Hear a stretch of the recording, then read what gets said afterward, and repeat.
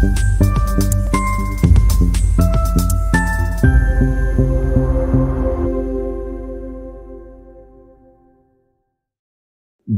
सीखो प्रोग्राम के next episode में आप सबका हार्दिक स्वागत करता हूं। नमस्कार दोस्तों, मैं हूं डॉक्टर विवेक चोपड़ा और आज इस एपिसोड में हम चर्चा करेंगे सूर्य के सप्तम भाव में होने पर विभिन्न लगन के व्यक्तियों को कैसे फल मिलेंगे। सूर्य 7वें भाव में मेष लगन से लेकर मीन लगन तक कब शुभ होते हैं और कब अशुभ होते हैं, ये जानना बहुत जरूरी है।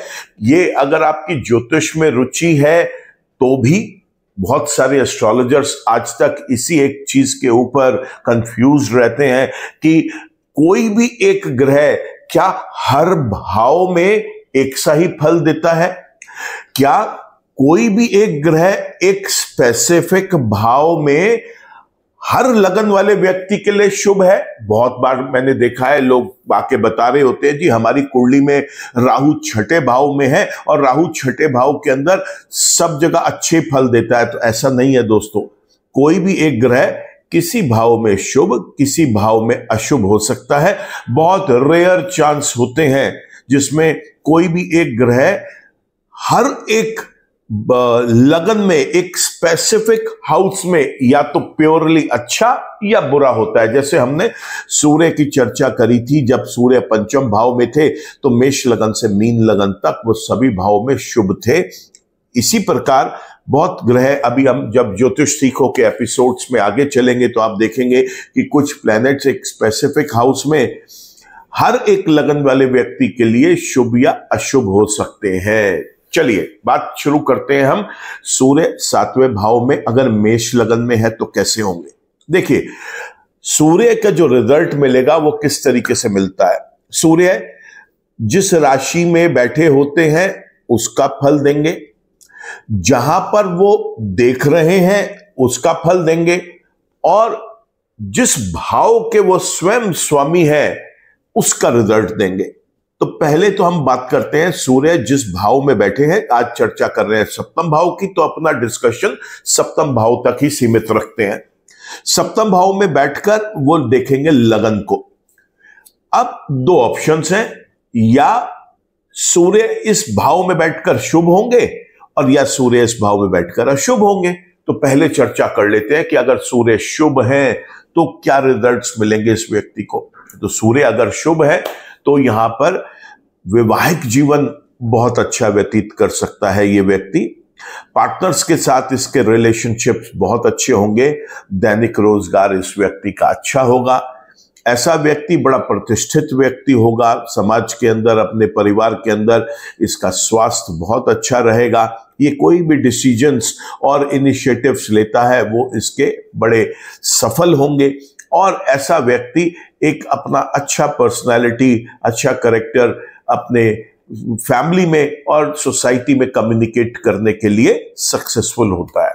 अब ठीक इसके विपरीत अगर सूर्य ग्रह नेगेटिव है तो क्या होगा, अब समझ लीजिए वैवाहिक जीवन बहुत ही ज्यादा परेशानी वाला बीतेगा।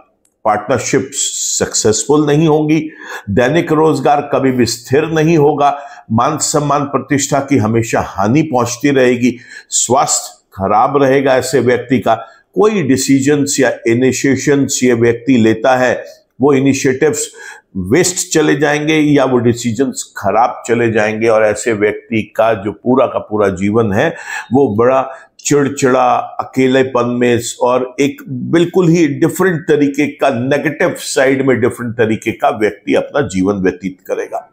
तो देखा सूर्य पॉजिटिव है तो क्या रिजल्ट और नेगेटिव है तो क्या रिजल्ट। अब क्विकली चर्चा कर लेते हैं। ये इसलिए आपको एक बार बता दिया ताकि बार बार हर लगन के लिए इन भाव की चर्चा बार बार ना करनी पड़े। एक बार कर ली तो अब आप आगे का वीडियो देखते रहें और अपने पूरे के पूरे लग्नों के अनुसार, या अगर आपकी ज्योतिष में इतनी रुचि नहीं है लेकिन आप केवल अपने कुंडली के अकॉर्डिंग समझना चाहते हैं, तो जब आपका लगन की बारी आए तब आप उसको बहुत ध्यान से समझें। मेष लगन में सूर्य पंचम भाव के स्वामी है, सातवें घर में जाके बैठते हैं तो बहुत ही शुभ रिजल्ट्स देंगे। सातवें और पहले का तो शुभ रिजल्ट बता चुका हूं, पांचवें का और ऐड हो जाएगा यहां पर, क्योंकि वो शुभ अवस्था में है मेष लगन वाले व्यक्ति के लिए। तो यहां पर लव रिलेशनशिप्स बहुत अच्छी रहेंगी इस व्यक्ति की। अब देखिए, लव रिलेशनशिप का प्लैनेट सातवें घर में आ गया तो ये लव मैरिज कराने में भी बहुत हेल्पफुल है प्लैनेट। साथ ही साथ इस व्यक्ति का स्टडी में फोकस बहुत अच्छा रहेगा, पढ़ाई में ये व्यक्ति हमेशा सक्सीड करेगा। ऐसे व्यक्ति के जीवन में संतान सुख बहुत प्यारा प्राप्त होता है। इस व्यक्ति को एक अच्छी संतान मिलती है और ये अपना एक संतान सुख जीवन में बहुत अच्छे तरीके से एंजॉय भी करता है। ऐसा पर्टिकुलर पर्सन जब भी अपना विद्यार्थियों वाला जीवन व्यतीत करेगा तो देखेगा कि इसका पढ़ाई में फोकस भी बन रहा है और पढ़ाई में ये व्यक्ति जो है ये हो सकता है क्लास के अंदर भी टॉप 3, टॉप 2 या टॉप पोजीशंस के अंदर रहे हमेशा। तो ऐसे में मेष लगन वाले व्यक्ति के लिए सूर्य का पंचम भाव में होना बहुत शुभ हुआ।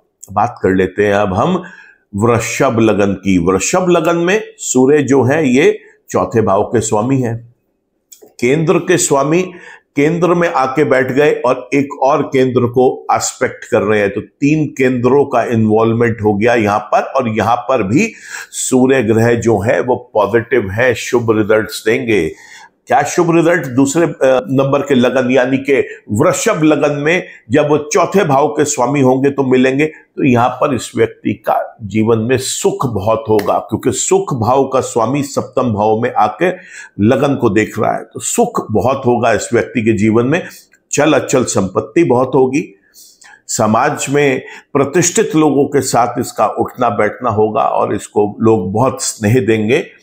माता जी के साथ इसके रिलेशनशिप्स बहुत बेटर रहेंगी और मां के साथ इसका जो अटूट प्रेम है वो मिसाल बन सकता है। तो ऐसे में वृषभ लगन वाले व्यक्ति के लिए भी सूर्य का सप्तम भाव में बैठना बहुत शुभ हुआ। बात कर लेते हैं अब हम मिथुन लगन की। मिथुन लगन के अंदर सूर्य तीसरे भाव के स्वामी, और यहां पर जब वो सातवें भाव में बैठेंगे तो यहां वो अब अशुभ रिजल्ट्स देंगे।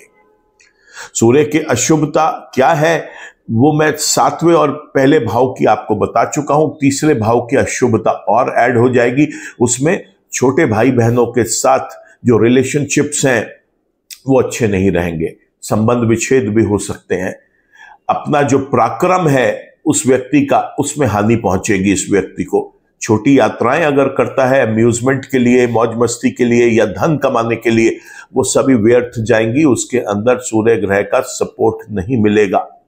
ऐसे व्यक्ति को पराक्रम की हानि बहुत होती है, एक खराब नाम भी मिल सकता है समाज के अंदर। तो बहुत ज्यादा सोच विचार के चलने वाली बात हो जाती है यहां पर। तो मिथुन लगन में सूर्य ग्रह सप्तम भाव में जब बैठेंगे तीसरे भाव के स्वामी होकर, तो वो अशुभ होंगे। बात कर लेते हैं अब हम सूर्य सप्तम भाव में अगर कर्क लगन वाले व्यक्ति के लिए बैठ जाए तब क्या होगा। कर्क लगन वाले व्यक्ति के लिए सूर्य जो है ये दूसरे भाव के स्वामी है। दूसरे भाव का स्वामी जब सातवें घर में आके बैठता है ना दोस्तों, बहुत प्यारे रिजल्ट्स देता है। यहाँ पे सूर्य प्योरली गुड रिजल्ट्स देंगे और यहाँ कॉम्बिनेशन बनेगा पहले सातवें और दूसरे भाव का। पहले और सातवें के रिजल्ट शुभ क्या है आपको बता चुका हूं, दूसरे के और ऐड हो जाएंगे। ऐसे में व्यक्ति का जो परिवार में अपनी एक पहचान है वो बहुत सुखद और दृढ़ होगी। यहां पर धन बहुत होगा इस व्यक्ति के पास। कुटुंब में इसकी प्रतिष्ठा का कद बहुत बड़ा होगा। कम्युनिकेशन से ये व्यक्तियों का दिल भी जीतेगा और धन भी बहुत कमाएगा। ऐसे में अगर इस व्यक्ति की शादी सूर्य की महादशा, अंतरदशा, प्रत्यंतर दशा, सूक्ष्म दशा या ऐसे समय में जिस समय सूर्य सप्तम भाव में होते हैं उस महीनों में अगर हो, तो ये व्यक्ति का जो वैवाहिक जीवन है ये बहुत अच्छा रहता है। क्योंकि सातवें घर का स्वामी दूसरे घर में चला जाए या दूसरे घर का स्वामी जो इस केस में है सातवें भाव में आ जाए, ये कॉम्बिनेशंस अगर शुभ हैं तो ऐसे में व्यक्ति का जो वैवाहिक जीवन है वो बहुत लंबे समय तक, यहां तक जब तक दोनों पति पत्नी वृद्ध अवस्था में भी चले जाते हैं तो बहुत अच्छा रहता है और एक लंबी चलने वाली मैरिज ये व्यक्ति अपनी देख पाता है। बात करते हैं अब हम सिंह लगन की। इस लगन के तो स्वामी स्वयं जो है वो सूर्य ग्रह है, और जब वो सप्तम भाव में बैठेंगे, बहुत एस्ट्रोलॉजर समझाते हैं कि लगन का स्वामी केंद्र में या त्रिकोण में आ जाए तो बहुत अच्छे रिजल्ट्स देता है। यहां पर लगन के स्वामी सप्तम भाव में केंद्र में बैठे हैं, लेकिन उसके बावजूद ये यहां पर कुंडली के अंदर अशुभ रिजल्ट्स देंगे। यही है दोस्तों ज्योतिष की ट्रिक, जो आप एक सिर्फ लोगों के एक भ्रमित स्टेटमेंट्स को सुन के एक अपने मन में एक पूरा का पूरा करेक्टर किसी भी एक प्लैनेट का उस हाउस के लिए बिल्डअप कर लेते हैं, वो ना करें, क्योंकि इतना ही आसान होता तो शायद आज की डेट में हर एक व्यक्ति एस्ट्रोलॉजर बन जाता। यहां पर सूर्य जब लगन के स्वामी होकर सप्तम भाव में बैठेंगे, वो बहुत अशुभ रिजल्ट देंगे, और पहले और सातवें के अशुभ रिजल्ट आपको बता चुका हूं। पहले में बैठेंगे, यहां पर और जो अशुभता फर्स्ट हाउस की एक्स्ट्रा ऐड हो रही है वो बता दूं। यहां पे स्वास्थ्य की हानि हमेशा इस व्यक्ति को लगी रहेगी। इसका कभी भी वैवाहिक जीवन अच्छा नहीं रहेगा, चिड़चिड़ा रहेगा स्वभाव से, गुस्सैल व्यक्ति हो सकता है ये, और ये भी हो सकता है कि इसको जो अपने व्यवहार की वजह से पूरे के पूरे समाज और परिवार के स्वयं के सदस्यों से भी ये कट जाए, और ये भी हो सकता है कि ये स्वयं व्यक्ति बिल्कुल अलग थलग ही हो जाए। ऐसे में जो बाकी बचे हुए 8 ग्रह हैं उनका फायदा जरूर उठाना चाहिए। और अगर सूर्य सप्तम भाव में बैठा है, कोई भी आपको कहे कि लगन के स्वामी का स्टोन धारण कर लीजिए, रतन धारण कर लीजिए, कभी रतन मत धारण करिए, चाहे वो आपके लगन का स्वामी ही क्यों ना हो। सप्तम भाव में सूर्य यहां पर अशुभ रिजल्ट्स देंगे। कन्या लगन की अगर बात करें तो कन्या लगन में सूर्य जो है वो 12वें भाव के स्वामी है भाई। 12वें भाव का स्वामी जब सप्तम भाव में आएगा, बहुत प्यारे रिजल्ट देता है। यहां पर सूर्य सप्तम भाव में जब सूर्य कन्या लगन वाले व्यक्ति के लिए आता है, तो ये बात मान के चले पहले और सातवें के शुभ रिजल्ट्स तो मिलेंगे ही, साथ ही साथ 12वें के भी शुभ रिजल्ट्स मिलेंगे। ऐसे में ये व्यक्ति या तो कोई विदेश यात्रा करेगा, या किसी बाहर की विदेशी व्यक्ति से, कंपनी से, विदेशी जमीन से इसको कोई ना कोई बेनिफिट जरूर पास ऑन होगा। ऐसे में इस व्यक्ति के थ्रू जो खर्चा होता है वो शुभ कार्यों के लिए होता है। इस व्यक्ति के हॉस्पिटल बिल्स बिल्कुल रिड्यूस हो जाते हैं। कोई भी लॉस इस व्यक्ति को नहीं हो पाता, एटलीस्ट सूर्य की वजह से नहीं हो पाता, ये कहना बेहतर होगा। और साथ ही साथ ऐसा देखा गया है कि ऐसा व्यक्ति या तो किसी फॉरेन लैंड पे जाके स्वयं हमेशा के लिए शादी के बाद स्टैब्लिश हो जाता है, सेटल हो जाता है, या फिर वो एक लंबे टाइम तक किसी फॉरेन लैंड पर जाकर काम कर सकता है। और सूर्य कन्या लगन वाले व्यक्ति के लिए 12वें भाव का स्वामी होकर सप्तम भाव में जब बैठेंगे तो ये यहां पर शुभ रिजल्ट्स देंगे। बात करते हैं अब हम तुला लगन की। तुला लगन के अंदर सूर्य जो है वो 11वें भाव के स्वामी है, और 11वें भाव के स्वामी जब यहां पर कुंडली के 7वें भाव में बैठते हैं तो ये भी यहां पर शुभ साबित होते हैं। और उनकी शुभता पहले और 7वें भाव के साथ साथ और एक्स्ट्रा 11वें घर की ऐड हो जाती है, जिसमें ये व्यक्ति चाहे नौकरी करे और चाहे रोजगार कोई भी हो, व्यापार करे, इसको बहुत लाभ मिलता है। लाभ इसका जीवन में अपने आप आता रहता है बिना किसी ज्यादा मेहनत किए। बड़े भाई बहनों के साथ संबंध बहुत अच्छे रहते हैं। दैनिक रोजगार इतना स्ट्रांग होता है कि इसका जो लाभ है वो हमेशा ऐड होता चला जाता है। कोई भी काम कर रहा है, चाहे वो मान सम्मान प्रतिष्ठा है, उसमें भी इसको लाभ मिलेगा। प्रयास हैं जो इसके, वो भी इसके सफल होंगे। कोई मैरिज है, अब 7th हाउस में बैठा है, 11th हाउस से कनेक्ट बना रहा है, फर्स्ट हाउस को देख रहा है, तो हाउस ऑफ फुलफिलमेंट है दोस्तों। कोई भी चीज माइंड के अंदर ये व्यक्ति सोच के चलता है जो उसके लिए शुभ है, उसके अंदर इसका लाभ हमेशा बनता चला जाएगा। बात कर लेते हैं अब हम वृश्चिक लगन की। वृश्चिक लगन में सूर्य जो है ये 10वें भाव के यानी 10वें घर के स्वामी है। 7वें घर में जब आकर बैठेंगे तो यहां पर वो केंद्र के स्वामी होकर केंद्र में बैठे हैं, और एक और केंद्र को, लगन को देख रहे हैं वहां पर बैठ के, तो 3 केंद्रों का इन्वॉल्वमेंट हो गया दोस्तों। बहुत एस्ट्रोलॉजर्स आपको ये कहते फिरेंगे कि ये तो बहुत अच्छी पोजीशन है सूर्य की, लेकिन नहीं दोस्तों, सूर्य यहां पर अपने टोटली अशुभ रिजल्ट्स देंगे। ऐसे व्यक्ति को पहले और 7वें के जो रिजल्ट्स अशुभ मिलने हैं उसके साथ साथ 10वें के भी अशुभ रिजल्ट्स ऐड ऑन हो जाएंगे और उनमें मुख्य रूप से इस व्यक्ति को अनस्टेबिलिटी वर्क के अंदर, चाहे ये नौकरी करे चाहे ये करे किसी भी प्रकार का बिजनेस, अनस्टेबल रहेगा। दैनिक रोजगार एक चिंता का विषय बना रहेगा। सरकारी और सरकारी विभाग से भी कोई नुकसान पहुंच सकता है।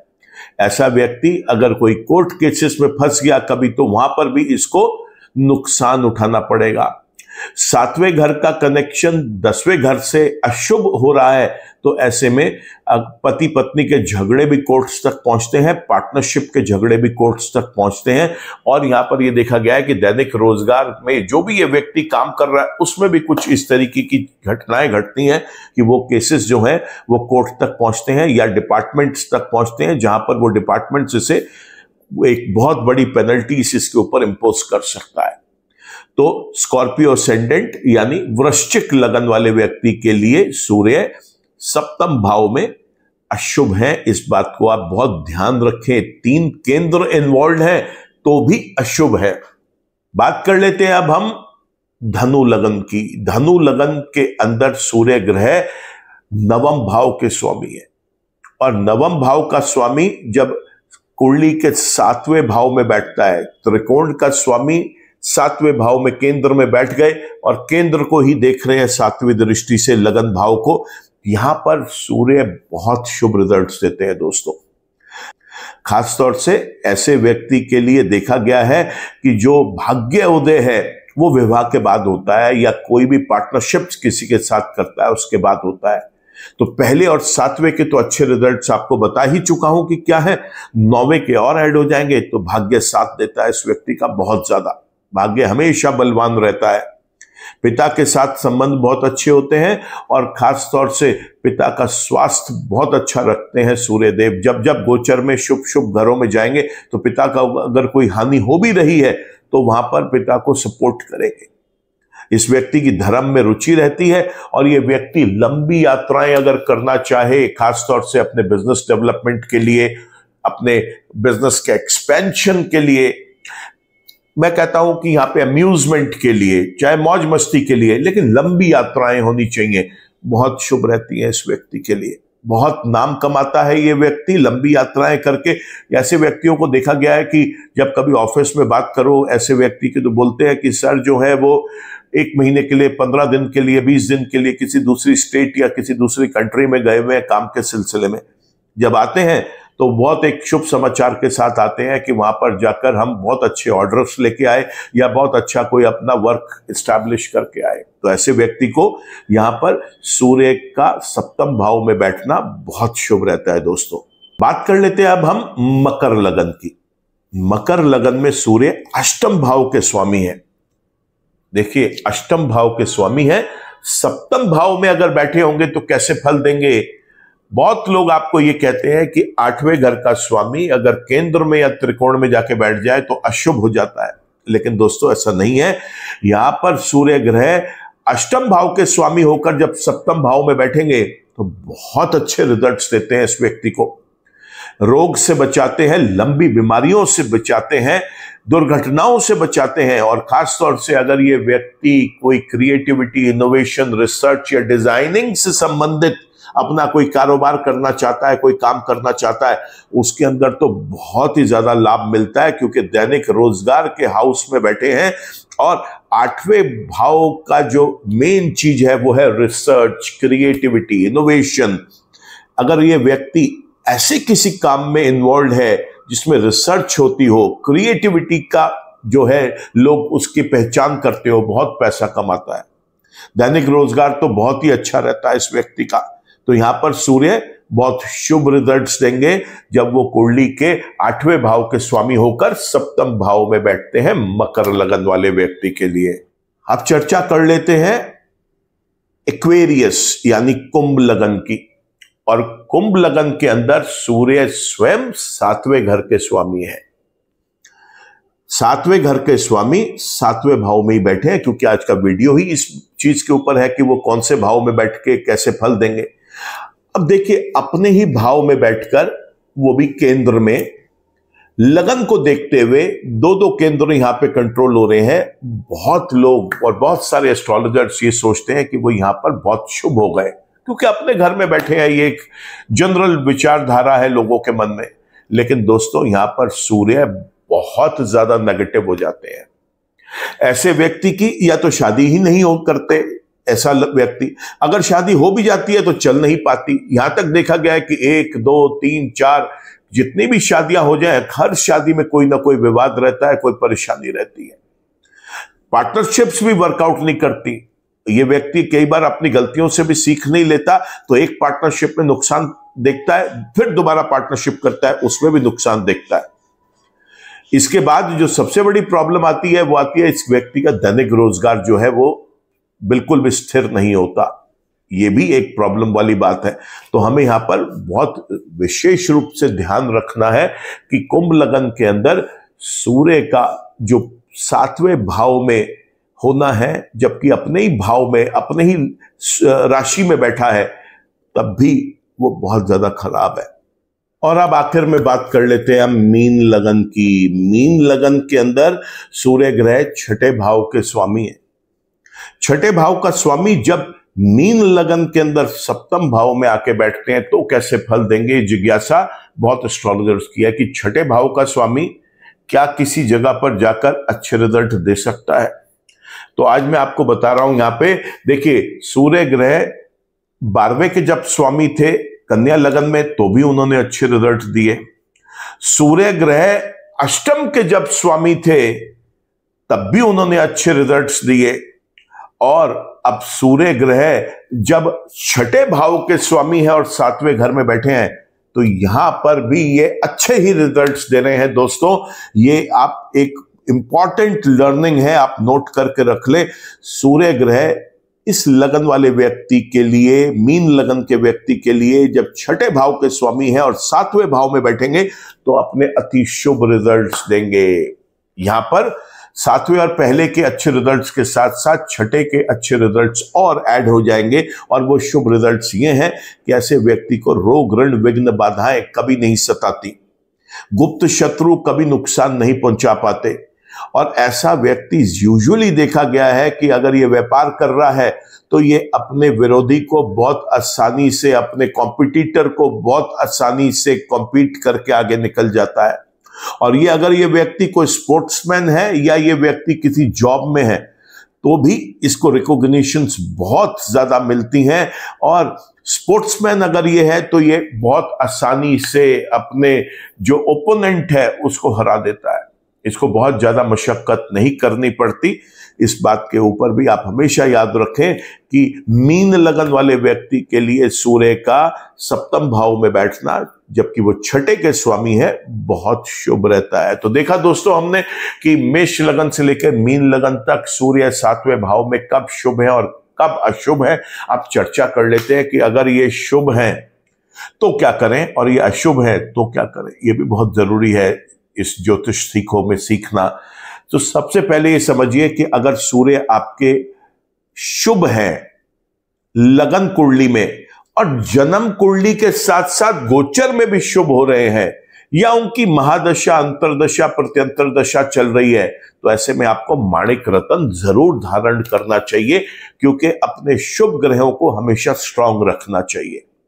साथ ही साथ अगर जन्म के शुभ है और गोचर में अशुभ है तो कुछ समय वेट कर लीजिए जब वो वापस किसी शुभ राशि में जाएं, क्योंकि सूर्य हर 1 महीने में गोचर करते हैं। तो जब भी वो किसी शुभ राशि में गोचर करें और अगर आपके जन्म के भी वो शुभ है तो आप एक रत्न धारण कर सकते हैं।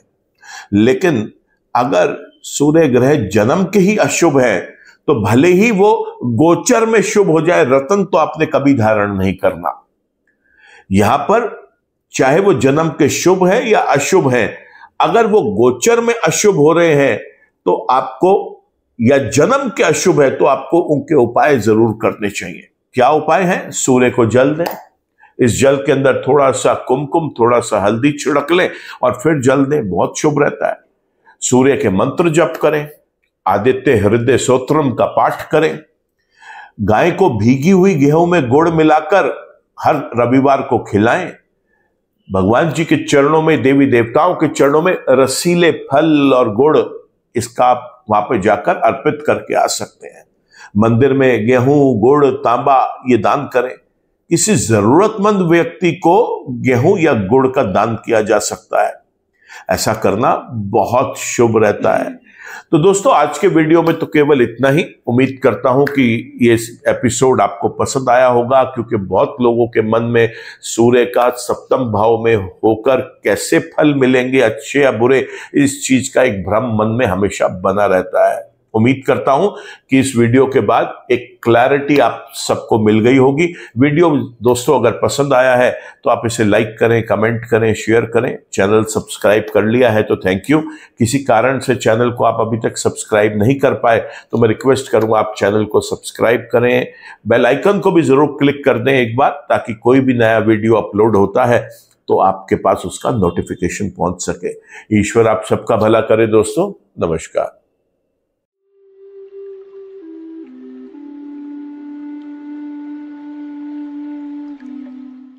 जीवन की सभी प्रकार की व्यक्तिगत, पारिवारिक और व्यावसायिक समस्याओं के समाधान के लिए तुरंत संपर्क करें। डॉक्टर विवेक चोपड़ा, PhD, गोल्ड मेडलिस्ट, विश्व विख्यात ज्योतिषाचार्य एवं वास्तु एक्सपर्ट। कॉल अथवा व्हाट्सएप करें 9311131069 9212431069।